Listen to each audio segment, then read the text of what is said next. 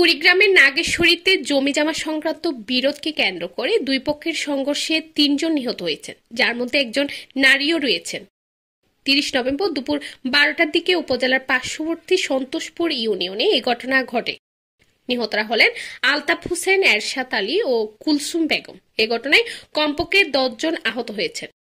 নিহতরা সন্তোষপুর ইউনিয়নের হাইলাঠারি গ্রামে বাসিন্দা। এ তথ্য নিশ্চিত করেছেন নাগেশ্বরী থানার ভারপ্রাপ্ত কর্মকর্তা ওসি রাজাউল করিম রাজা। স্থানীয় সূত্রে জানা যায়, চিলাখানার হাইলাঠারি গ্রামের চাচাতো জ্যাঠাতো ভাই বসির উদ্দিনের ছেলে মানিকুল্লাহ ও নূর মোহাম্মদ এবং জামাল উদ্দিনের ছেলে আলতাফ হোসেন ও আজিজার রহমান প্রায় ১ বছর আগে যৌথভাবে ১৮ শতক জমি কিনেন, কিন্তু পরে জমিটি দখলে নেন মানিকুল্লাহ ও নূর মোহাম্মদ। এই নিয়ে দুই পক্ষের মধ্যে দীর্ঘদিন ধরে বিরোধ চলছিল। স্থানীয়ভাবে কয়েক দফা সালিশ বৈঠক হলেও কোনো সমাধান হয়নি।